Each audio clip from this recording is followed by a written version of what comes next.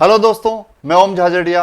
आज आपको रीट 2022 L2 का जो मैथ्स का पेपर आज दिनांक 23/7/2022 को जो आयोजित किया गया है उस पेपर के बारे में बताने जा रहा हूं। हम पेपर के लेवल की बात करेंगे, पेपर के क्वेश्चंस की बात करेंगे और उनके सॉल्यूशन की बात यहां पर करेंगे। और जो कल जो 2 पारियों में पेपर होने हैं उन पर भी अपन चर्चा यहां पर करने जा रहे हैं। सबसे पहले मैं आपको बात बताऊं तो आज के जो पेपर का L2 मैथ्स का जो शाम की पारी में पेपर था उसका जो लेवल था वो सामान्य लेवल था। मतलब आप इसको ये भी नहीं कह सकते कि बहुत कठिन पेपर था, ये भी नहीं कह सकते कि बहुत आसान पेपर था, मीडियम था। मीडियम बीच के स्तर का पेपर था, ना ज़्यादा टफ था ना ज़्यादा आसान था।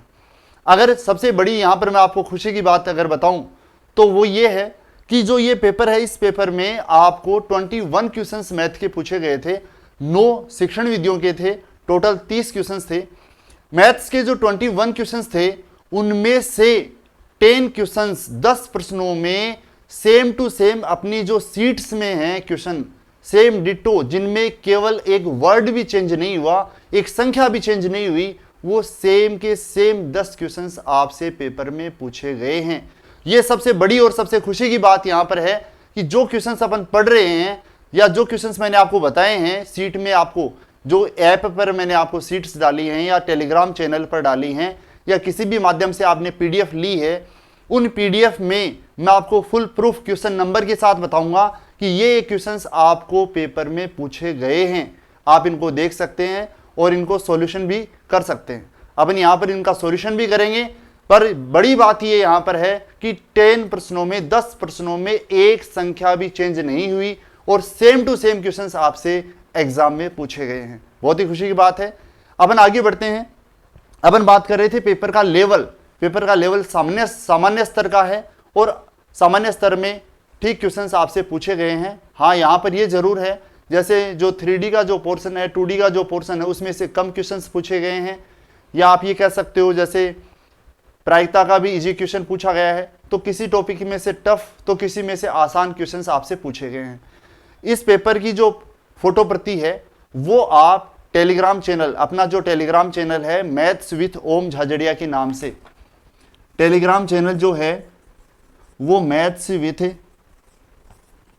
ओम झाझड़िया के नाम से है। मैथ्स विथ ओम झाझड़िया के नाम से टेलीग्राम चैनल है, इसी नाम से अपना यूट्यूब चैनल है और इसी नाम से अपना गूगल प्ले स्टोर पर ऐप है। कहीं से भी आप इस पेपर की फोटो प्रति ले सकते हैं और इस बात की भी पूरी संभावना है कि कल की 2 पारियों में जो पेपर होने वाला है वो भी पेपर इसी के इर्द गिर्द रहेगा, इसी के आसपास। ये जो आज के जो क्वेश्चंस हैं इन्हीं के आसपास उनके प्रश्न रहेंगे। तो जो भी कल पेपर देने जा रहे हैं 2 पारियों में, वो विद्यार्थी तो खास तौर पर इन पेपरों का इन क्वेश्चनों का अच्छे तरह से अध्ययन कर लें और इनके आसपास के प्रश्नों को अच्छे से देख लें, उनको इससे काफ़ी मदद मिलने वाली है। ओके, तो अपन स्टार्ट करने जा रहे हैं। आप टेलीग्राम चैनल को सब्सक्राइब कर लें, गूगल प्ले स्टोर से अपना जो ऐप है उस ऐप को भी डाउनलोड कर लें और साथ ही जो अपना यूट्यूब चैनल है उसको भी सभी सब्सक्राइब और शेयर करें ज़्यादा से ज़्यादा। पेपर को अपन सरल करते हैं। सबसे पहले मैं जो आपको क्वेश्चन करवाने जा रहा हूँ वो क्वेश्चन है गुणनखंड का, और गुणनखंड का क्वेश्चन आपसे किस प्रकार से पूछा गया है उसको देखते हैं अपन। आपको दिया है x की power 4 minus x minus y की पावर 4 का गुणनखंड। इसके गुणनखंड आपसे पूछे गए हैं। क्योंकि क्वेश्चन बहुत बड़ा है इसलिए बच्चों की याद नहीं रहता इसके ऑप्शन किस प्रकार के थे, पर इसका जो संभावित सॉल्यूशन है, क्वेश्चन एग्जैक्ट ये का ये था, इसका जो सॉल्यूशन है उसके 4 ऑप्शंस तो मैं आपको नहीं बता पाऊंगा, लेकिन इसका मैं सॉल्यूशन आपको बताता हूं। इसके गुणनखंड क्या है वो गुणनखंड अपन देखते हैं। यहां पर इसकी पावर 4 है, इसकी पावर 4 है और बीच में माइनस है, तो ए स्क्वायर माइनस बी स्क्वायर का सूत्र यहां पर काम करेगा जो मैं आपको पहले बता चुका हूं। ए स्क्वायर माइनस बी स्क्वायर, ए प्लस बी ए माइनस बी। आप इसको 4 घात से 2 घात में चेंज करो। किस प्रकार से? 2 घात अंदर 2 घात ऊपर। इसी प्रकार यहां x माइनस वाई की पावर, यहां पर आप 2 घात तो इसके अंदर रखो और इसके 2 घात इसके ऊपर रखो। आप यहां पर ये a हो गया अंदर वाली संख्या, ये अंदर वाली संख्या b हो गई, ए स्क्वायर माइनस बी स्क्वायर, ए स्क्वायर माइनस बी स्क्वायर, ए प्लस बी ए माइनस बी। तो एक बार इन दोनों को अपन जोड़ेंगे, एक बार जोड़ेंगे तो x square plus x minus y का स्क्वायर।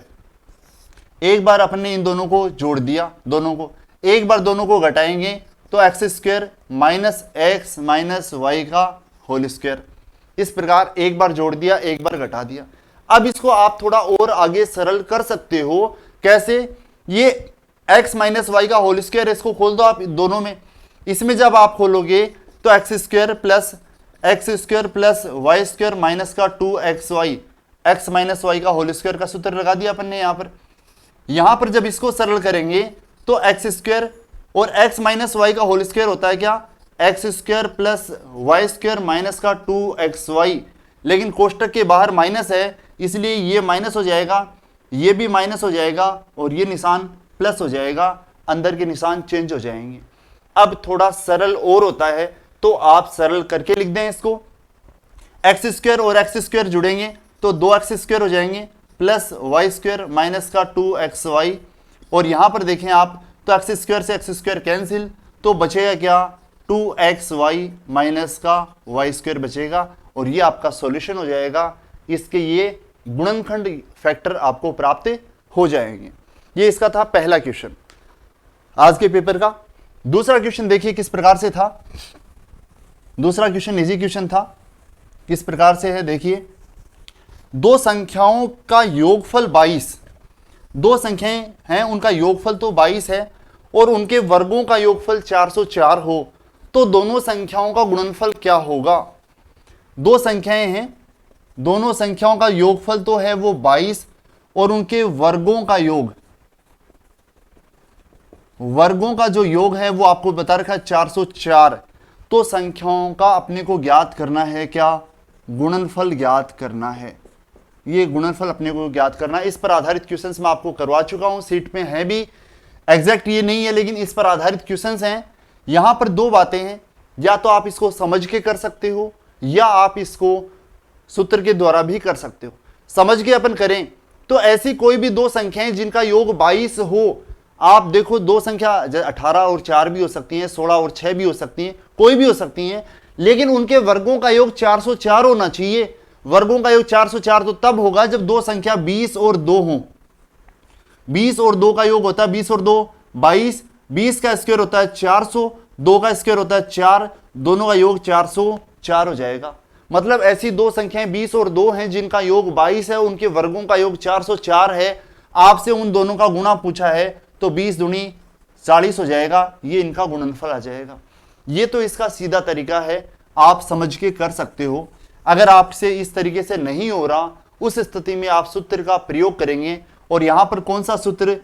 a प्लस बी का होल स्क्वायर आपको यहां पर काम आएगा, जो A square plus B square plus 2ab है। यहां पर दोनों संख्याओं का योग 22 है, दोनों संख्याएं a और b हैं, तो दोनों संख्याओं का योग a प्लस बी का मान आ गया। दोनों संख्याओं के वर्गों का योग, दोनों संख्या a और b हैं, तो उनके वर्गों का योग a square plus B square का मान आपको ये दे रखा है। ये दोनों मान आप यहां रख दो तो ये आपको गुणनफल यहां से प्राप्त हो जाएगा। यहां रखें अपन a प्लस बी का मान, a प्लस बी का मान कितना है? 22, 22 का स्क्वायर करोगे तो 484, a square plus B square का मान कितना? 404 प्लस 2ab हो जाएगा। 404 इधर आकर माइनस हो जाएगा, 484 माइनस का 404 बराबर 2ab, माइनस अपन करेंगे तो कितना बचेगा? 80 बराबर 2ab। आपको ab का मान चाहिए, दोनों का गुणनफल चाहिए, तो 2 को हटाएंगे, 2 इधर भाग में आ जाएगा, तो a इंटू में b दोनों का जो गुणनफल आपको प्राप्त होगा वो कितना प्राप्त होगा? 40 प्राप्त हो जाएगा। ये उन दोनों संख्याओं का गुणनफल है और आपके क्वेश्चन का जो है सॉल्यूशन है। बात अपन करें अगले क्वेश्चन की, जो आपको दे रखा है घातांक पर आधारित है और ये सेम क्वेश्चन है, वो आपसे रीट के अंदर 2 बार पूछा जा चुका है। उससे पहले ये सेंटर की एक एग्जाम में भी पूछा गया था, उसके बाद रीट 2016 में ये क्वेश्चन पूछा गया और अब रीट 2022 में ये तीसरी बार क्वेश्चन अलग अलग एग्जाम्स में, रीट में तो 2 बार आ चुका, उसके अलावा भी एक एग्जाम में ये क्वेश्चन आ चुका है। और ये जो आपकी सीट है, घातांक की जो सीट है, उस सीट में क्वेश्चन नंबर 37 नंबर सीट में क्वेश्चन है, ये मैंने यहां पर दिया हुआ है और आपको सॉल्व भी करवाया था और सेम डिटो वो का वो क्वेश्चन आपसे एग्जाम में पूछा गया है। सेम क्वेश्चन है, कोई भी इसमें चेंज नहीं है एक संख्या का भी।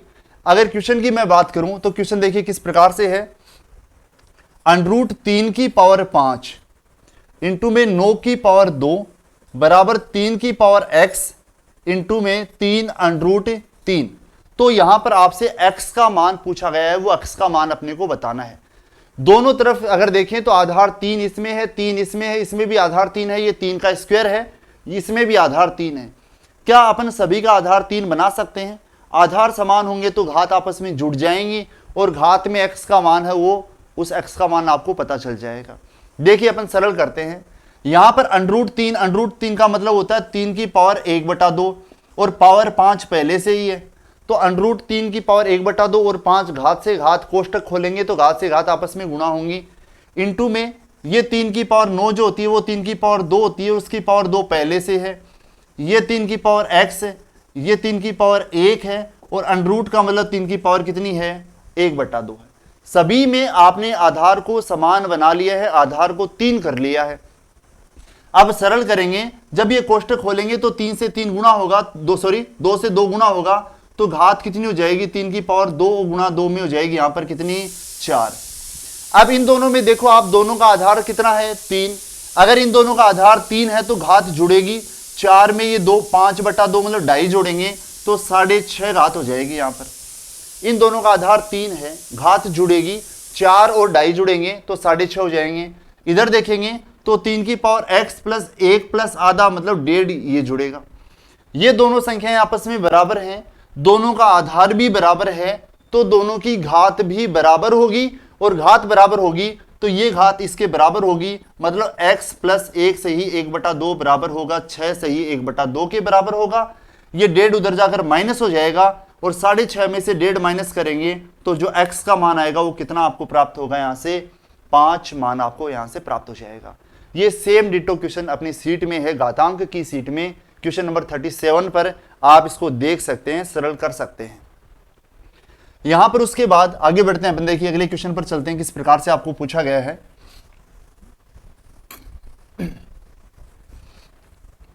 अगला क्वेश्चन नंबर 4, यदि x माइनस 1/x बराबर 8 हो तो x की पावर 2 प्लस 1/x की पावर 2 का मान क्या होगा, ये मान आपसे पूछा गया है। अगर इस क्वेश्चन की मैं बात करूं तो आपकी जो सीट है, कौन सी सीट, बीजीय व्यंजकों का योग व्यवकलन और गुणनफल, उसमें आप क्वेश्चन नंबर देखो आप, इसमें क्वेश्चन नंबर 37, इसमें भी सेम ही है, पहले वाला भी क्वेश्चन नंबर 37 नहीं था सीट में और ये भी क्वेश्चन नंबर 37 है, उसमें केवल मैंने यहां प्लस दे रखा है, ये सेम क्वेश्चन नंबर 37 बीजीय व्यंजकों की सीट में, जबकि यहां पर ये क्वेश्चन दिया है इसमें माइनस दिया है, बस केवल माइनस और प्लस का फर्क है, इतना ही चेंज है, बाकी सेम क्वेश्चन इसमें आपको सीट में मिलेगा। ये हालांकि ये 10 क्वेश्चन जो थे उनमें काउंट नहीं किया मैंने, उनके अलावा है ये। अब यहां पर देखें आप, x माइनस 1/x का मान आपको पता है और x की पावर 2 और 1/x की पावर 2 का मान आपसे पूछा गया है। एक घात का मान देकर आपसे 2 घात का मान पूछा गया है, तो 2 घात तो तब आएंगे जब दोनों तरफ आप क्या करो, होल स्क्वायर करो। अपन दोनों तरफ इसका क्या करते हैं, होल स्क्वायर करते हैं। a माइनस बी का होल स्क्वायर, इसके बारे में मैं पहले आपको बता चुका हूं, क्या होता है x square plus 1/x square minus का 2xy, ये होता है x square plus y square minus 2xy, ये इससे कैंसिल हो जाएगा और 8 का स्क्वायर कितना होगा 64 होगा। आपको इसका मान ज्ञात करना है, x square plus 1/x square का मान ज्ञात करना है, 2 इधर माइनस है वो उधर जाकर प्लस हो जाएगा और 64 में 2 जुड़ेंगे तो 66 आपको इसका मान प्राप्त होगा और यही आपसे पूछा गया है।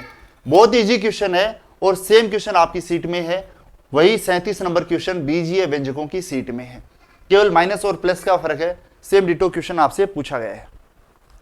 आगे अपन बढ़ते हैं, अगला जो क्वेश्चन है क्वेश्चन नंबर 5 नंबर जो क्वेश्चन है वो भिन्न से पूछा गया है आपको, और भिन्न में भी एक सिंपल क्वेश्चन है, बहुत ही आसान क्वेश्चन आपसे पूछा गया है। देखिए किस प्रकार है आपको दे रखा है। क्वेश्चन नंबर 5, किसी भिन्न के अंश और हर का योगफल 55 है। अंश और हर का जो योग है, अंश और हर का जो योग है वो कितना है 55 आपको दे रखा है, तथा उसका सरलतम रूप, उस भिन्न का जो सरलतम रूप है वो सरलतम रूप कितना है 3/8 आपको दे रखा है, तो मूल भिन्न क्या होगी, वो मूल भिन्न आपसे पूछी गई है। यहां पर जो आपको पेपर में ऑप्शन दिए गए थे उनमें से कोई भी ऑप्शन ऐसा नहीं था, मतलब एक चौथा ऑप्शन था इनमें से कोई नहीं, वही इसका आंसर था। यहां पर भिन्न है 3/8, अंश और हर का जो योग है वो 55 है, जबकि यहां पर देखें तो अंश और हर का योग कितना है, 8 और 3 11 है। आपका योग 8 और 3 11 है, इस योग को आपको 55 बनाना है, क्योंकि योग 55 दे रखा आपको। तो 11 को किससे गुणा करें कि ये 55 बन जाए, 11 को जब अपन 5 से गुणा करते हैं तभी तो योग 55 बनता है, तभी 55 होगी संख्या। मतलब आपको 5 से गुणा करना पड़ेगा, किसको, अंश और हर दोनों को। आप अंश और हर को किसी भी संख्या से गुणा भाग कर सकते हैं, दोनों को समान संख्या से, उससे कोई प्रभाव नहीं पड़ता। आप इसमें अंश को भी 5 से गुणा करो, हर को भी 5 से गुणा करो। तो अंश को 5 से गुणा करेंगे तो 5 होती है 15, ये 8 पंजो 40, भिन्न देखेंगे 15/40, 15/40 में दोनों का योग करोगे तो 55 ही आएगा, और इसको सरल करोगे तो 3/8 ही आएगा। मतलब आपका जो आंसर है वो कितना होगा, 15/40 होगा। जबकि जो क्वेश्चन पेपर में ऑप्शन दिए गए थे उन ऑप्शनों में ये नहीं था, जबकि चौथा ऑप्शन था इनमें से कोई नहीं, वो आपका आंसर था उसमें। आगे अपन बढ़ते हैं अगले क्वेश्चन पर, चलिए क्वेश्चन नंबर 6 किस प्रकार से आपको दिया गया है। एक थैली में रुपए पैसे सिक्के पर आधारित क्वेश्चंस मैंने आपको रेशियो अनुपात के टॉपिक में बताए थे। अनुपात का टॉपिक अगर अपन देखें तो सीट उसकी मेरे पास अभी नहीं है, सीट में आपके अनुपात के टॉपिक में क्वेश्चन नंबर 16 और 17 जो हैं वो सिक्कों पर आधारित, एक थैली में सिक्कों के मूल्य और उनकी संख्या पर आधारित प्रश्न बता रखे हैं, और सेम उसी पर आधारित ये क्वेश्चन आपसे पूछा गया है। यहां पर सेम चेंज क्या किया गया है, मैंने आपको बताए थे 1 रुपए 50 पैसे और 25 पैसे के सिक्कों पर, जबकि यहां पर 20 रुपए 10 रुपए और 5 रुपए के नोट पर आधारित क्वेश्चन पूछा गया है। बात एक ही है, चाहे नोट 10 5 के हों, 20 के हों, 100 के हों, चाहे 1 रुपए 50 पैसे और 25 पैसे के सिक्के हों, उससे कोई प्रभाव नहीं पड़ता। प्रश्न करने का तरीका दोनों में समान है और प्रश्न बहुत अच्छा है, मैंने ये भी आपको बताया था। क्वेश्चन नंबर 6 देखें किस प्रकार आपको दे रखा है। एक थैली में 20 रुपए 10 रुपए और 5 रुपए के नोट जो हैं वो 3:4:5 के अनुपात में हैं, मतलब ये नोटों की संख्या का अनुपात है। यदि कुल धन, यदि थैली में जो कुल धन है, यदि थैली में कुल धन है वो 1000 रुपए हो, कुल धन 1000 रुपए हो, तो आपसे 5 रुपए के नोटों की संख्या आपसे पूछी गई है। यहां पर देखें तो थैली में कुल धन आपको बता रखा है और संख्या का अनुपात आपको बता रखा है, तो संख्या के अनुपात को आप मूल्य के अनुपात में बदलें। मैंने आपको बताया था अगर कुल मूल्य दे रखा है तो अपने को मूल्य का अनुपात चाहिए, अगर कुल संख्या आपको दे रखी है तो संख्या का अनुपात आपको चाहिए। यहां पर आपको कुल धन दे रखा है तो संख्या को भी आप धन में या मूल्य में चेंज करेंगे, चेंज कर सकते हैं। कैसे कर सकते हैं, 20-20 रुपए के 3 नोट हैं, संख्या 3 है, 3 नोट हैं तो रुपए कितने होंगे, 20 दिया 60 रुपए बन जाएंगे उनके। 10-10 रुपए के नोटों की संख्या 4 है, ये संख्या है 4, तो 4 नोट 10-10 के हैं, मतलब रुपए कितने बन गए उनके, 40 बन गए। और 5-5 रुपए के 5 ही नोट हैं, तो 5-5 रुपए के 5 नोटों का जो मूल्य होगा वो कितना होगा, एक नोट का मूल्य 5 रुपए, तो 5 नोटों का मूल्य 25 रुपए होगा। ये संख्या का अनुपात है, तो ये अनुपात किसका आया, मूल्य का अनुपात आपको पता चल गया। आपको बता रखा है थैली में सिक्कों का कुल मूल्य है, या सॉरी नोटों का जो कुल मूल्य है वो 1000 रुपए है, जबकि यहां पर देखें तो 60 और 40 100, 100 और 25 125 कुल मूल्य है। तो ये 1000 मान किसका होगा, 125 का, जो पूछा जाए उससे गुणा, आपसे पूछा क्या है उससे गुणा करेंगे। 5 रुपए के नोटों की संख्या पूछी है तो संख्या कितनी है 5, मूल्य पूछा होता तो 25 से गुणा करते, मूल्य से करते, संख्या पूछी है तो संख्या से गुणा करेंगे, 5 से आप इसको गुणा करेंगे, 125 से पूरा पूरा 8 बार कैंसिल होगा, 8 पंजो 40, मतलब 5-5 रुपए के 40 नोट होंगे यहां पर, और वो आपका आंसर हो जाएगा। आगे अपन बढ़ते हैं, अगले क्वेश्चन पर चलते हैं, किस प्रकार से है देखिए। क्वेश्चन नंबर 7, क्वेश्चन नंबर 7 जो है वो लाभ हानि पर आधारित है, और लाभ हानि का बहुत ही ये चर्चित क्वेश्चन है जो काफी एग्जाम्स में रिपीट होता है, काफी पूछा जाता है। अगर इस क्वेश्चन की मैं बात करूं तो सेम संख्या नहीं है इसकी, लेकिन जैसे आपके पेपर में जो आई हैं वो 7 और 6 हैं, जबकि मैंने जो सीट में लिखवा रखी हैं, प्रॉफिट लॉस की जो सीट है आपके पास होगी, लाभ आने की सीट मैंने डाली है ऐप के ऊपर, और उसमें आपको दे रखा 8 किलो का बिक्री मूल्य 6 किलो के लागत मूल्य के बराबर है। क्वेश्चन नंबर 53 आपकी लाभ हानि की सीट में दे रखा है, जबकि यहां पर संख्या 7 और 6 है, यहां 8 और 6 है, सिर्फ एक संख्या का चेंज है, थोड़ा सा चेंज है, बाकी सेम क्वेश्चन आपको सीट में है। ये क्वेश्चन नंबर 7 देखिए किस प्रकार से है। 7 वस्तुओं का विक्रय मूल्य, 7 वस्तुओं का विक्रय मूल्य 6 वस्तुओं के क्रय मूल्य के बराबर हो तो लाभ अथवा हानि का प्रतिशत आपसे पूछा गया है। लाभ या हानि जो भी है उसको आपको बताना है। ऐसे एग्जांपल्स मैंने आपको खूब बताए हुए हैं और बहुत अच्छा क्वेश्चन ये मैंने बताया भी था, काफी रिपीट होता है, काफी एग्जाम में क्वेश्चन ये पूछा जाता है। 7 वस्तुओं का विक्रय मूल्य 6 वस्तुओं के क्रय मूल्य के बराबर है। ध्यान दें, पहले विक्रय मूल्य लिखा है, बाद में क्रय मूल्य रखा है। क्रम को परिवर्तित किया जा सकता है, आगे क्रय मूल्य या पीछे क्रय मूल्य रखा जा सकता है, उससे कोई फर्क नहीं पड़ता। क्रय मूल्य और विक्रय मूल्य दोनों क्या हैं? बराबर हैं, तो अपन दोनों को बराबर मानेंगे और ऐसी संख्या मानेंगे जिसमें 7 और 6 का पूरा पूरा भाग जाए। 7 और 6 का भाग तो पूरा पूरा 7 और 6 की गुणा, मतलब 42 में 7 6 42 में जाता है पूरा पूरा भाग। मान लेते हैं विक्रय मूल्य भी कितना है 42 और क्रय मूल्य भी मान लेते हैं कितना है 42 है। आपको यह पता चला कि 7 वस्तुओं का विक्रय मूल्य 42 रुपए है, तो एक वस्तु का विक्रय मूल्य कितना आया 6 रुपए आया। 6 वस्तुओं का क्रय मूल्य 42 रुपए है, तो एक वस्तु का क्रय मूल्य कितना आया 7 रुपए आया। एक वस्तु खरीदी 7 रुपए में और बेची कितने में 6 रुपए में। 7 रुपए में वस्तु खरीदी 6 रुपए में बेची, तो 1 रुपए की हानि हुई। 1 रुपए की हानि हुई। हानि और लाभ हमेशा क्रय मूल्य पर होता है। क्रय मूल्य कितना है 7, प्रतिशत के लिए 100 से गुणा करेंगे और 100 में 7 का भाग देंगे, तो 14 सही 2/7 प्रतिशत की क्या होगी यहां पर हानि होगी। ये हानि का प्रतिशत आपको मिल जाएगा। संख्या का थोड़ा सा अंतर है, जो सीट में लाभ आने की सीट है उसमें आपको क्वेश्चन लिखवा रखा है, उसमें यहां पर 8 है, बाकी सेम क्वेश्चन है, इसमें 7 दिया है और बाकी अंतर नहीं है। यहां पर आगे बढ़ते हैं अपन, क्वेश्चन नंबर 8 की बात करते हैं। देखिए क्वेश्चन नंबर 8 जो है वो आपको दे रखा, आपको चक्रवृद्धि ब्याज पर आधारित, और ये चक्रवृद्धि ब्याज का जो क्वेश्चन है वो सेम डिटो आपकी सीट में है। इसकी चक्रवृद्धि ब्याज की सीट में आप देखेंगे क्वेश्चन नंबर 56, सीट मैंने डाल रखी है आपको, क्वेश्चन नंबर 56 आप देखें, लाभ चक्रवृद्धि ब्याज की सीट में 10% चक्रवृद्धि ब्याज पर 2000 रुपए कितने वर्षों में कितने वर्षों में 2420 रुपए हो जाएंगे।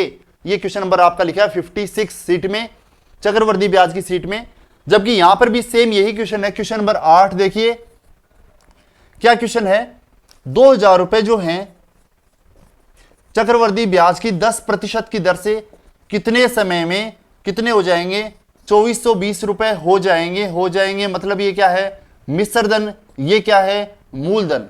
आपको समय पूछा गया है, मूलधन पता है, दर पता है, मिश्रधन आपको पता है, आपको समय पूछा गया है। जब दर आपको पता है तो दर से आप डेल्टा बना सकते हो। किस प्रकार, जब ब्याज की दर 10% है तो 10% का डेल्टा बनता है 11/10। बता चुका हूं मैं आपको कैसे बनता है डेल्टा। आपको दर पता थी, दर से आपने डेल्टा बना लिया। समय आपको नहीं पता, समय पता होता तो आप घात करते, लेकिन समय नहीं पता, तो डेल्टा आप दूसरे तरीके से भी बना सकते हो। किससे? मिश्रधन बटा मूलधन से।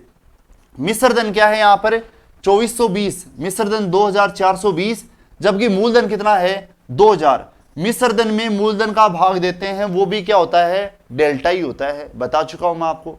यहां पर ये 11/10 की क्या कोई घात है क्या?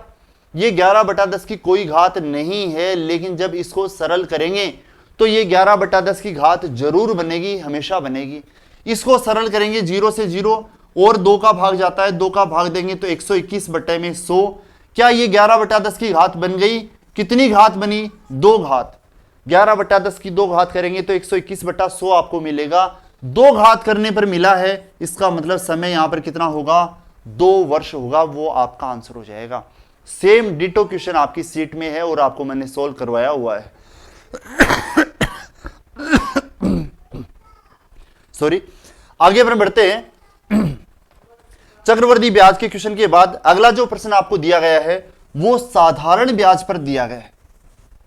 साधारण ब्याज पर जो आपको क्वेश्चन दिया गया है वो थोड़ा सा अलग है भाषा के रूप में, बाकी क्वेश्चन इजी दिया गया है आपको। किस रूप में और क्या क्वेश्चन है उसकी अपन बात करें। देखिए क्वेश्चन किस प्रकार से, क्वेश्चन नंबर 9, कोई धन साधारण ब्याज की दर से 1/4 वर्ष में 41/40 हो जाता है तो वह साधारण ब्याज की दर आपसे पूछी गई है। कोई धनराशि अपने को नहीं पता, अपन कितनी मान लेते हैं, 1 हो जाता है, मतलब मिश्र धन कितना हो जाता है, मूलधन का 41/40, मूलधन 1 माना तो 1 का 41/40 मतलब 41/40 ही होगा, हो जाता है। यदि समय 1/4 वर्ष हो तो वह साधारण ब्याज की दर अपने को ज्ञात करनी है। यहां पर अपन देखें तो मूलधन अपन ने 1 मान लिया तो मिश्र धन आया 1 का 41/40 मतलब 41/40 हो गया। तो क्या यहां से आप ब्याज बता सकते हो? ब्याज कैसे आएगा, मिश्र धन में से ब्याज, मूलधन अपन घटा देंगे तो यहां से साधारण ब्याज क्या आएगा, मिश्र धन कितना 41/40, उसमें से मूलधन अपन ने घटा दिया 1, तो आपको ब्याज मिल जाएगा, सिंपल इंटरेस्ट। सरल आप इसको करोगे तो यहां से ब्याज आएगा 1/40 आपको मिल जाएगा। अब जब आपको समय पता है, मूलधन पता है, आपको ब्याज पता है तो आप दर ज्ञात कर सकते हैं आसानी से, सूत्र की सहायता से आप इसको कर सकते हैं। सूत्र क्या होता है आपका, साधारण ब्याज बराबर मूलधन गुणा में दर गुणा में समय बट्टे में 100 होता है। ब्याज कितना है यहां पर 1/40 बराबर मूलधन कितना 1, दर आपको ज्ञात करनी है, समय 1/4 और बट्टे में कितना आता है 100 आता है। अब इसको आप सरल कर सकते हैं, सरल करेंगे तो 0 से 0, 4 से 4, ये 10 इधर वज्रगुणा हो जाएगा, तो यहां से साधारण ब्याज की जो दर आपको प्राप्त होगी वो कितनी प्राप्त होगी, 10% होगी, और वो आपका आंसर हो जाएगा यहां पर। इस प्रकार ये साधारण ब्याज का बहुत ही सिंपल क्वेश्चन आपसे एग्जाम में पूछा गया था, क्वेश्चन नंबर 9। यहां पर एक साधारण ब्याज से क्वेश्चन आ गया और एक आ गया आपका चक्रवृद्धि ब्याज से। 2 क्वेश्चन आपसे पेपर में ब्याज पर आधारित पूछे गए हैं, दोनों चैप्टरों में से एक एक। आगे अपन बढ़ते हैं, क्वेश्चन नंबर 10। क्वेश्चन नंबर 10 देखिए किस प्रकार से है। क्वेश्चन नंबर 10 में अगर मैं आपको बताऊं तो आपकी जो सीट है किसकी, ये है घन और घनमूल की सीट, ये सीट है घन और घनमूल की सीट। और इस घन और घनमूल की सीट में क्वेश्चन नंबर आप देखें, क्वेश्चन नंबर 22 पिछले पेज पर है, क्वेश्चन नंबर 22 अगर आप देखेंगे तो इस 22 में डिट्टो सेम ये का ये क्वेश्चन है, सेम एक वर्ड भी चेंज नहीं है इसमें, और जो मैंने पूछा था यहां पर डाला था क्वेश्चन में आपसे, वो का वो क्वेश्चन पूछा गया है। दूसरी बात ये कभी भी किसी एग्जाम में नहीं पूछा गया, पहली बार ये क्वेश्चन पूछा गया है और वो भी अपनी सीट में से है, बहुत ही खुशी की बात है। ये आपने सरल किया होगा तो आप आसानी से इसको कर भी कर पाए होंगे, और नहीं सरल किया तो वो आपको पता आप कर पाए हैं नहीं कर पाए हैं। आप अपने कमेंट बॉक्स के द्वारा मुझे इस पर प्रतिक्रिया जरूर दें कि कितने क्वेश्चंस आपने अटेम्प्ट किए, कितने। व्हाट्सएप के थ्रू नंबर वगैरह सभी के पास है, व्हाट्सएप के थ्रू भी आप मुझे मैसेज से जानकारी दें कि मैथ्स में से आपने क्या स्कोर आपका रहा, कितने में से आप कितने क्वेश्चंस कर पाए।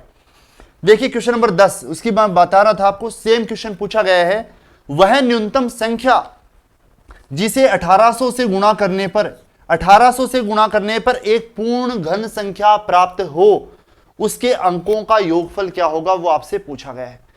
यहां 1800 को किससे गुणा करें, न्यूनतम संख्या अपने को बतानी है, गुणा करने पर यह पूर्ण घन बन जानी चाहिए, संख्या पूर्ण घन बन जानी चाहिए, और उस जो संख्या जो है उसके अंकों का योग आपसे पूछा गया है। पहले अपन संख्या ज्ञात करते हैं, बाद में संख्या के अंकों का योग निकालेंगे। अपन कैसे ज्ञात करते हैं वो मैं पहले बता चुका हूं आपको। अपन इस 1800 के गुणनखंड करेंगे।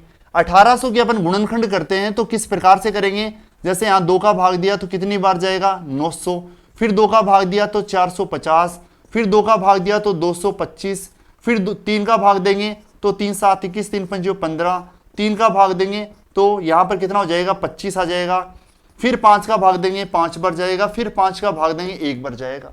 ये इसके अपन ने 1800 के गुणनखंड कर लिए, और गुणनखंड क्या आए हैं आपको 2 गुणा में 2 गुणा में 2, 3 गुणा में 3 गुणा में 5 गुणा में 5।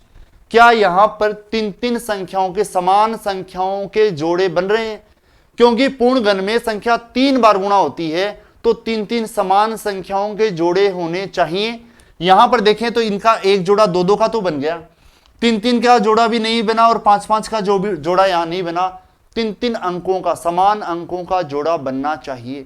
और 3-3 समान अंकों का जोड़ा बनाने के लिए आपको यहां पर 1 3 से और गुणा करना पड़ेगा, क्योंकि 2 3 तो है, 1 3 और हो जाएगा तो 3 हो जाएंगे। इसी प्रकार यहां पर आपको 1 5 से और गुणा करना पड़ेगा, तभी 3 5 हो पाएंगे और तभी यह संख्या पूर्ण घन बन पाएगी। मतलब आपको इस संख्या को 3 और 5, 3 और 5 का मतलब 5 तिय 15, 3 और 5 का मतलब 5 तिय 15 से आपको इस संख्या को गुणा करना पड़ेगा 1800 को, तभी ये संख्या पूर्ण घन बनेगी। गुणा करके आप देख सकते हैं, गुणा करके देखेंगे तो 27,000 हो जाएगा जो पूर्ण घन होगा। 15 से गुणा करने पर यह संख्या पूर्ण घन बनेगी, वो न्यूनतम संख्या है। ये आपको इनके अंकों का योग पूछा है, अंकों का योग 1 और 5 का योग जो है वो कितना है 6, और ये का ये ऑप्शंस में आपको मैंने दिया था। ये का ये क्वेश्चन आपसे सीट में जो है वो यों का योग क्वेश्चन आपसे पूछा गया एग्जाम में। बहुत ही खुशी की बात है, यहां पर आशा भी है ये आप सभी क्वेश्चन करके आए होंगे। आगे अपन बढ़ते हैं, देखिए अगला क्वेश्चन पर आते हैं। क्वेश्चन नंबर 11, क्वेश्चन नंबर 11 जो है वो आपको समांतर माध्य या औसत पर आधारित दे रखा है। औसत या समांतर माध्य पर आधारित क्वेश्चन है। किस प्रकार से आपको देखो, पेपर में तो किस प्रकार दिया था और अपनी सीट में किस प्रकार है उसको देखें आप। 1 + 2 + 3 + 4 इस प्रकार से आपको दे रखा था। ... n का समांतर माध्य क्या है, समांतर माध्य क्या है, वो समांतर माध्य आपसे पूछा गया है। जबकि यहां पर अपन देखें तो आपकी सीट देखें आप, माध्य माध्यिका और बहुलक की जो सीट है या औसत की सीट देख लें आप, तो माध्य माध्यिका बहुलक की जो सीट है उसमें आपका तीसरा जो क्वेश्चन है, सीट का जो तीसरा क्वेश्चन है, उस तीसरे क्वेश्चन में सेम ये का ये है। इसमें 1 2 3 4 लिख दिया, जबकि मैंने इसमें लिखा है पहली n प्राकृतिक संख्याओं का समांतर माध्य क्या है। पहली n प्राकृतिक संख्याओं का समांतर माध्य क्या है। ये पहली n प्राकृतिक संख्याएं तो हैं, 1 से लेकर n तक पहली n प्राकृतिक संख्याएं हैं, उनका समांतर माध्य क्या है। मैंने भी समांतर माध्य ही आपसे पूछा था और वो सेम क्वेश्चन आपसे सीट में ये पूछा गया है। यहां पर देखें तो इसमें 1 से लेकर n तक की संख्याओं का जो योग होता है, मैंने बताया था आपको 1 से लेकर n तक प्राकृत संख्याओं का जो योग होता है वो योग तो होता है n × n + 1/2 होता है। ये तो इन संख्याओं का योग होता है। आपको निकालना क्या है, औसत। तो राशियों के योग में राशियों की संख्या, ये राशियों का योग है, और राशियों के योग में राशियों की संख्या 1 से लेकर n तक n संख्याएं होती हैं, n का भाग दे देंगे तो आपको ये क्या मिल जाएगा, समांतर माध्य या औसत आपको यहां से प्राप्त हो जाएगा। इसको सरल करोगे तो ऊपर तो n इंटू में n + 1/2 और ये 2 और n नीचे आके गुणा हो जाएंगे, n से n कैंसिल हो जाएगा तो बचेगा n + 1/2। और इस पर आधारित क्वेश्चन भी मैंने आपको खूब करवाए थे, सीट में भी हैं और इस पर आधारित क्वेश्चन भी मैं आपको सोल्व करवा चुका हूं। सॉरी, समांतर माध्य पर आधारित सेम डिटो क्वेश्चन आपकी सीट में है। समांतर माध्य की सीट में क्वेश्चन नंबर 3 आप इसको देख सकते हैं। आगे अपन बढ़ते हैं पेपर में। क्वेश्चन नंबर 11 के बाद देखिए क्वेश्चन नंबर 12। क्वेश्चन नंबर 12 जो है वो बहुभुज में मैं आपको बता चुका हूं। बहुभुज में, किसी भी बहुभुज में 5 भुजाएं हैं, 4 भुजाएं हैं, 3 भुजाएं हैं, 6 भुजाएं हैं, तो उसके अंतः कोणों का योग कैसे ज्ञात किया जाता है उसके बारे में मैं आपको बता चुका हूं। और सेम उसी पर यह आधारित क्वेश्चन पूछा गया है। किसी पंचभुज के सभी अंतः कोणों का योग, पंचभुज के अंतः कोणों का योग आपसे पूछा गया है। पंचभुज के अंतः कोणों का योग आपसे पूछा गया है। पंचभुज में 5 भुजाएं होती हैं। मैंने आपको बताया था किसी भी पंचभुज में अगर आप देखो तो 5 भुजाएं होती हैं। उसमें त्रिभुज कितने बनते हैं, अगर आप इसमें डिवाइड करोगे तो 1 2 और 3 त्रिभुज बनेंगे। जितनी भुजाएं होती हैं उनसे 2 कम त्रिभुज बनते हैं। जब भुजाएं 5 हैं तो यहां पर 2 कम मतलब त्रिभुज कितने बनेंगे, 3 बनेंगे। बना के देख सकते हो आप। और एक त्रिभुज के अंतः कोणों का योग होता है 180। एक त्रिभुज के अंतः कोणों का योग होता है 180, तो 3 त्रिभुज के अंतः कोणों का योग कितना होगा, 540। और यही अंतः कोणों का योग ही आपसे पूछा गया है और आपका जो आंसर है वो कितना है, 540 है। यहां पर ये इसका आंसर हो जाएगा।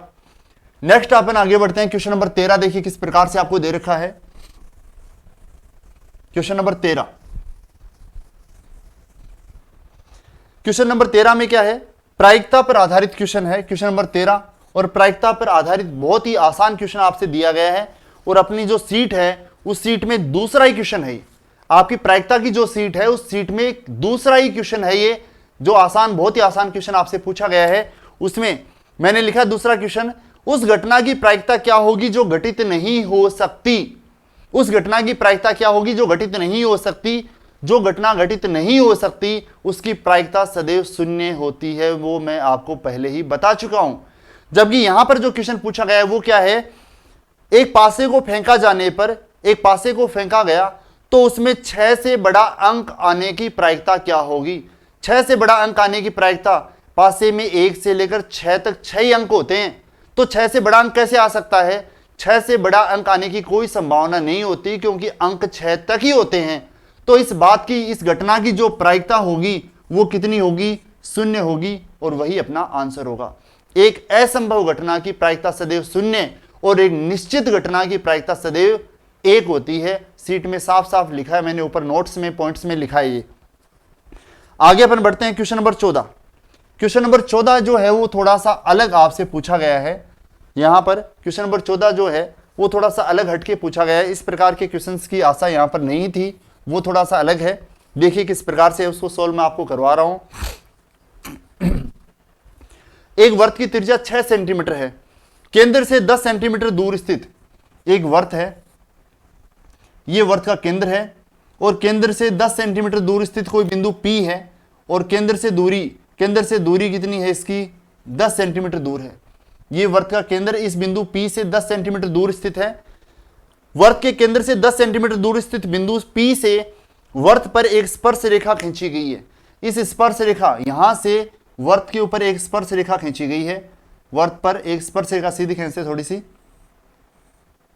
ये एक स्पर्श रेखा यहां पर खींची गई है, और यहां से अगर इसको अपन मिला दें स्पर्श बिंदु को तो ये वर्त की त्रिज्या है, और ये वर्त की त्रिज्या आपको कितनी बता रखी है, यहां पर 6 सेंटीमीटर बता रखी है। और यहां पर ये जो कोण होता है, ये मैं आपको बता चुका हूं, ये कोण यहां पर कितना होता है, समकोण होता है, 90 डिग्री का होता है। ऐसी मैंने कोणों के अंदर, अगर आप कोणों की जो प्रमेय, वर्त की प्रमेय आप पढ़ेंगे तो वहां पर मैंने आपको बताया था कि वर्त के बाहर स्थित बिंदु से वर्त पर 2 स्पर्श रेखाएं खींची जा सकती हैं, और यहां पर जो कोण बनते हैं वो 90 डिग्री के कोण बनते हैं, और इन सम्मुख कोणों का योग 180 डिग्री होता है। और यहां पर अपन एक कोई रेखा खींचेंगे तो ये भी समकोण त्रिभुज बनेगा, ये भी समकोण त्रिभुज बनेगा। ये आप देखेंगे वीडियोज में, तो ये वीडियो आपको मिलेगा, और उसमें कोण पर आधारित क्वेश्चंस मैंने आपको सोल्व करवाए हैं। जबकि यहां पर भुजा पर आधारित पूछा गया है, मैंने आपको कोण पर आधारित सेम क्वेश्चन बताए हैं। देखिए किस प्रकार से, यहां पर अपन इसको सरल करें तो ये एक समकोण त्रिभुज बन गया, जहां पर ये 90 डिग्री का कोण है। 90 डिग्री के सामने की भुजा जो होती है वो कर्ण होती है, शेष 2 भुजाएं आधार और लंब होती हैं। पाइथागोरस प्रमेय जो है वो क्या है, आधार स्क्वायर प्लस लंब स्क्वायर बराबर कर्ण स्क्वायर होती है। उसकी सहायता से आप इसको बहुत आसानी से सरल कर सकते हो और इस स्पर्श रेखा की लंबाई ज्ञात कर सकते हो। अगर मैं इस बिंदु को O मानूं, इस बिंदु को A मानूं, तो आपको PA की लंबाई ज्ञात करनी है, कर्ण की लंबाई ज्ञात करनी है। आधार अगर 6 माने तो 6 का स्क्वायर 36, लंब ये अगर लंब मान लें तो लंब का मान अपने को लंब का मान ज्ञात करना है। कर्ण 10 है तो 10 का स्क्वायर कितना, 100, लंब स्क्वायर बराबर 100 माइनस 36 कितना होगा, 64। अंडरूट करेंगे, स्क्वायर से अंडरूट कैंसिल हो जाएगा, तो लंब का जो मान होगा, मतलब स्पर्श रेखा की जो लंबाई होगी वो कितनी होगी, 8 सेंटीमीटर होगी। और मैंने आपको यह भी बताया था, अगर आपको ध्यान हो तो समकोण त्रिभुज की भुजाएं 3, 4, 5 या 6, 8, 10 या 9, 12, 15 इस रूपों में होती हैं, समकोण त्रिभुज की भुजाएं होती हैं। यहां पर ये समकोण त्रिभुज की भुजाएं मेरी आपको काफी बताई हुई हैं और ये काम में भी ली हुई है। तो जब 2 भुजाएं 6 और 10 दे रखी हैं तो तीसरी भुजा कितनी होगी, 8 होगी। आप सरल करके भी बता सकते हैं, और आपको सीधी याद हो तो सीधी भी आप इसको कर सकते हैं। यहां से ये क्वेश्चन अपन ने कर लिया। नेक्स्ट अपन आगे बढ़ते हैं। स्पर्श रेखा की जो लंबाई आई वो कितनी आई, यहां पर 8 सेंटीमीटर आपको यहां पर प्राप्त हुई है। आगे बढ़ते हैं अगले क्वेश्चन पर। चलिए क्वेश्चन नंबर 15 कोण पर आधारित है। एक चतुर्भुज आपको दे रखा है और उस चतुर्भुज में कोण पर आधारित क्वेश्चन आपसे पूछा गया है। देखिए किस प्रकार से है। आपको दे रखा है एक चतुर्भुज है, चतुर्भुज किस प्रकार से दे रखा है, ये इस प्रकार से। इस चतुर्भुज का नाम है पी क्यू आर एस। यहां पर एक ये विकिरण खींचा गया है। ये कोण आपको बता रखा है 3x, ये कोण आपको बता रखा है 5x, ये कोण आपको बता रखा है 2x।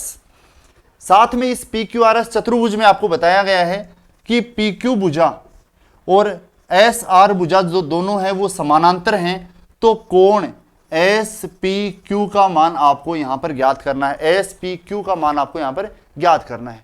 देखिए इस क्वेश्चन के बारे में अपन देखते हैं। यहां पर ये भुजा पी क्यू और ये भुजा जो है कौन सी एस आर, ये दोनों रेखाएं आपस में समांतर हैं। मैं आपको बता चुका हूं जब कोई दो समांतर रेखाएं हैं उनको एक तिर्यक रेखा काटती है तो एकांतर कोण जो होते हैं वो आपस में क्या होते हैं, बराबर होते हैं। तो जब ये दो समांतर रेखाएं हैं उनको ये एक तिर्यक रेखा काटेगी तो ये अंदर वाला कोण 3x है, तो ये कोण भी कितना होगा 3x होगा। ये कोण जब 2x है तो ये इधर वाला कोण भी कितना होगा 2x होगा। अब इन दोनों त्रिभुजों की अपन बात करते हैं, इन दोनों त्रिभुजों की। यहां पर इस विकिरण ने चतुर्भुज को दो भागों में डिवाइड किया, एक ये त्रिभुज हो गया, एक ये त्रिभुज हो गया और दूसरा ये त्रिभुज हो गया। इन दोनों त्रिभुजों में आप मुझे बताओ कोण भुजा और कोण नियम से, सर्वांग क्षमता का एक नियम होता है कोण भुजा कोण नियम। ये कोण दोनों में 3x इसमें भी है, 3x इसमें बराबर है। ये कोण 2x इसमें भी है, 2x इसमें भी बराबर है। और ये जो भुजा है ये दोनों त्रिभुजों में कॉमन है। ये भुजा इस त्रिभुज में भी काम आती है, ये भुजा इस त्रिभुज में भी काम आती है, दोनों के लिए बराबर है।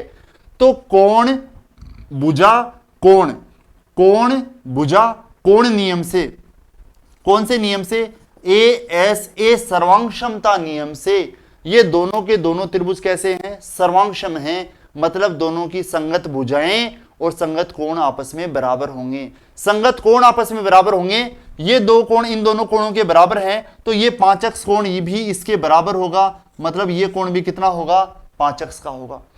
अब इस चतुर्भुज के सभी चारों कोणों का आपको पता चल गया तो आप x का मान ज्ञात कर सकते हो। 5x 5 10x और 5 ये हैं, 3 और 2 5, 5 और 5 ये हो गए, तो 10 और 10 से कितने हो गए 20x। ये सभी कोणों का योग चतुर्भुज के चारों कोणों का योग है। चतुर्भुज के चारों कोणों का योग होता कितना है 360। यहां से सरल करेंगे तो x का मान आ जाएगा। इसको सरल करेंगे तो x का मान क्या आएगा 360 बटे में 20, 0 से 0 2 का भाग देंगे तो x का मान आया 18। आपको x का मान नहीं पूछा, आपको SPQ कोण पूछा है। SPQ कोण मतलब ये कोण आपको पूछा गया है और इस कोण का मान है 5x। x का मान आप यहां रखेंगे 18, तो 18 पंजो 90 डिग्री का होगा और ये आपका आंसर हो जाएगा। और यही कोण आपसे पूछा गया था और इसका कोण का जो मान होगा वो कितना होगा 90 डिग्री होगा। यही अपना आंसर होगा इसमें। आगे अपन बढ़ते हैं। कोण पर आधारित क्वेश्चन करने के बाद मैं बात करूं क्वेश्चन नंबर 16 की, तो क्वेश्चन नंबर 16 के बारे में आप देखें थोड़ा सा किस प्रकार से है। बहुत ही जर्नल और सामान्य क्वेश्चन है। जो थ्योरी मैंने आपको कोणों में बताई थी, समांतर रेखाओं को तिर्यक रेखा प्रतिच्छेद करती है, तो संगत कोण, एकांतर कोण और अंतर कोणों के बारे में जो थ्योरी बताई थी उस थ्योरी में से ये क्वेश्चन पूछा गया है। क्वेश्चन नंबर 16, क्वेश्चन नंबर 16 है दो समांतर रेखाओं को एक तिर्यक रेखा प्रतिच्छेद करती है। दो समांतर रेखाओं को एक तिर्यक रेखा प्रतिच्छेद करती है तो संगत कोण कैसे होते हैं। संगत कोण बराबर होते हैं, बराबर नहीं होते हैं। इस प्रकार के 4 ऑप्शन आपको दिए गए थे। मैंने आपको बताया था, इसकी जब थ्योरी मैंने समझाई थी, तो दो समांतर रेखाओं को एक तिर्यक रेखा जब भी काटती है तो वहां पर संगत कोण आपस में बराबर होते हैं। अंतर कोणों का योग 180 डिग्री होता है, एकांतर कोण आपस में बराबर होते हैं। जब कोई दो तिर्यक रेखा जब दो समांतर रेखाओं को एक तिर्यक रेखा प्रतिच्छेद करती है तो संगत जो कोण होते हैं वो बराबर होते हैं, एकांतर कोण भी बराबर होते हैं और अंतर कोणों का योग जो होता है, अंतर कोणों का योग जो होता है वो 180 डिग्री होता है। ये मैं पहले ही बता चुका हूं। आपसे पूछा संगत कोण कैसे होते हैं, तो वो बराबर होते हैं। ये कोण संगत कोण है, नीचे वाला और नीचे वाला ये दोनों संगत कोण है। ये कोण और ये कोण संगत है और इसी प्रकार ये और ये भी संगत हैं और संगत कोण आपस में कैसे हैं, बराबर होते हैं। वो मैं पहले ही आपको बता चुका हूं। क्वेश्चन नंबर 17 नंबर क्वेश्चन भी थ्योरी में से पूछा गया है। खास बात यहां पर यह है कि 3-4 जो क्वेश्चंस हैं वो आपको थ्योरी में से मिलेंगे। सेम क्वेश्चन थ्योरी में से दिए गए हैं। जो नोट्स अपन बनाते हैं, पहले बताते हैं बच्चों को, स्टूडेंट्स को पहले अपन समझाते हैं चैप्टर के बारे में, उस थ्योरी में से भी क्वेश्चन पूछे गए हैं आपके। क्वेश्चन नंबर 17 नंबर क्वेश्चन क्या है? समकोण त्रिभुज में सबसे बड़ी भुजा क्या होती है? समकोण त्रिभुज जो होता है उसमें समकोण के शीर्ष के सामने की जो भुजा होती है और वो कौन सी होती है? कर्ण होती है, और वो सबसे बड़ी भुजा होती है। मैं बता चुका हूं आपको सबसे पहले ही। तो इसमें आंसर क्या हो जाएगा? कर्ण। कर्ण जो है वो सबसे बड़ी भुजा होगी यहां पर, ये अपना आंसर हो जाएगा। Next question number 18। Question number 18 भी अच्छा क्वेश्चन है, थोड़ा सा चेंज किया गया क्वेश्चन में भाषा में। देखिए, किसी समकोण त्रिभुज की समकोण बनाने वाली भुजाएं 8 और 15 सेंटीमीटर हैं। किसी समकोण त्रिभुज में समकोण बनाने वाली ये दो भुजाएं होती हैं, कौन सी? आधार और लंब होती हैं, और ये दोनों भुजाएं आपको 8 सेंटीमीटर और 15 सेंटीमीटर बता रखी हैं। तो आपसे पूछा त्रिभुज का परिमाप क्या होगा? 8 सेंटीमीटर और 15 सेंटीमीटर जो है वो समकोण बनाने वाली दोनों की दोनों भुजाएं हैं। तो पाइथागोरस प्रमेय की सहायता से आप क्या कर्ण ज्ञात कर सकते हो? यहां से लंब स्क्वायर प्लस आधार स्क्वायर बराबर कर्ण स्क्वायर। अभी मैंने आपको बताया था लंब स्क्वायर प्लस आधार स्क्वायर बराबर कर्ण स्क्वायर होता है, ये अभी बताया था। और साथ में मैंने ये भी बताया था आपको कि 3, 4, 5, 6, 8, 10 ये ऐसी भुजाएं होती हैं। उसके अलावा 13, 12, 5, 17, 15, 8 ये भी भुजाएं, और उसके अलावा एक ध्यान हो तो आपको 25, 24 और 7 ये भी भुजाएं मैंने आपको बताई थी कि ये भुजाएं ऐसी भुजाएं हैं आपको जो ध्यान में रखनी है। इन पर आधारित डायरेक्ट आपसे क्वेश्चन पूछे जाते हैं, और वही यहां पर 17, 15 और 8 पर आधारित ये क्वेश्चन आया है। अगर याद है तो बहुत अच्छी बात है, वरना पाइथागोरस प्रमेय की सहायता से आधार और लंब आपको पता है तो आप कर्ण ज्ञात कर सकते हो। और जब आप कर्ण यहां पर ज्ञात करेंगे पाइथागोरस प्रमेय की सहायता से, तो कर्ण आपको 17 मिलेगा। आपको पूछा है त्रिभुज का परिमाप। परिमाप क्या होता है? तीनों भुजाओं का योग, और तीनों भुजाओं का जब आप योग करेंगे तो यहां पर परिमाप जो आपको प्राप्त होगा वो कितना होगा? 40 सेंटीमीटर आपको यहां पर प्राप्त हो जाएगा। आगे अपन बढ़ते हैं। Question number 19। क्वेश्चन नंबर 19 देखिए किस प्रकार से है। क्वेश्चन नंबर 19 जो है वो आपको दिया गया है माध्य माध्यिका बहुलक की, जो मैंने आपको थ्योरी बताई, स्टैटिक्स की जो थ्योरी बताई है, आंकड़ों का संकलन, वर्गीकरण और प्रस्तुतिकरण की जो सीट मैंने आपको उपलब्ध करवाई है, उस सीट में आप दूसरे पेज पर देखेंगे तो दूसरे पेज के बीचों बीच लिखा है वर्ग माप। वर्ग माप या वर्ग चौड़ाई लिखा हुआ है सीट के बीचों बीच में। उसमें सीधी परिभाषा लिखी है। क्या होता है? किसी वर्ग की उच्च सीमा और निम्न सीमा का जो अंतर होता है वो वर्ग माप या वर्ग चौड़ाई कहलाता है। और ये डिट्टो क्वेश्चन आपसे नोट्स में से पूछा गया थ्योरी के रूप में। Question number 19। क्वेश्चन नंबर 19 क्या है? किसी वर्ग अंतराल में ऊपरी सीमा और निम्न सीमा का अंतर क्या कहलाता है? वर्ग अंतराल में ऊपरी सीमा और निम्न सीमा का अंतर क्या कहलाता है? वर्ग माप कहलाता है। ये अपना आंसर होगा, थ्योरी में से पूछा गया है। और last question number 20। Question number 20 बहुत इजी क्वेश्चन आपसे पूछा गया है। मूल बिंदु के निर्देशांक क्या होंगे? हालांकि ये कोऑर्डिनेट ज्योमेट्री में चले गए, निर्देशांक ज्यामिति में चले गए।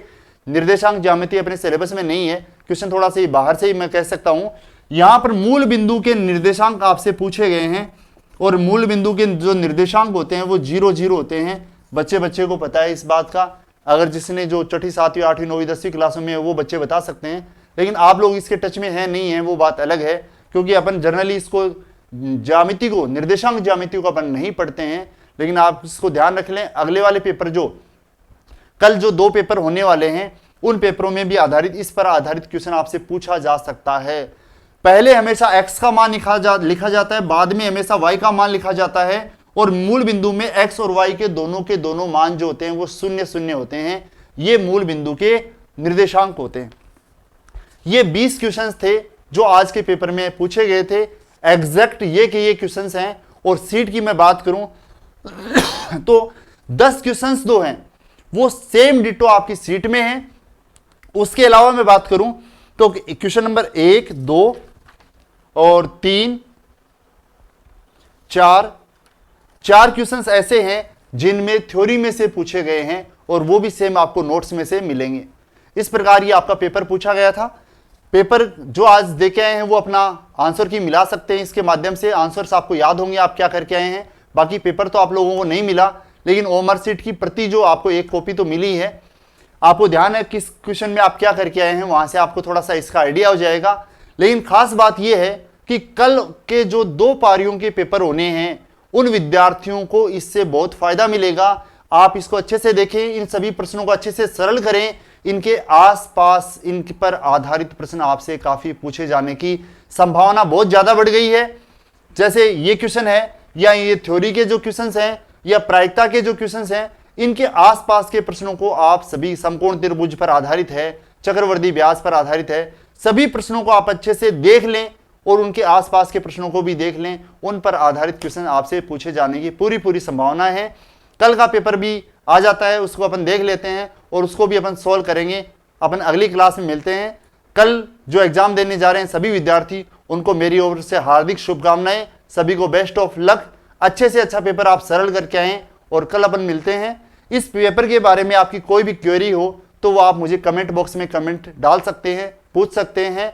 और बाकी ये पेपर जो है आपको इसकी कॉपी और इसके क्वेश्चंस और इसके आंसर की कॉपी टेलीग्राम चैनल पर मिल जाएगी, वहां से आप इसको देख सकते हैं, डाउनलोड कर सकते हैं। Okay, thank you.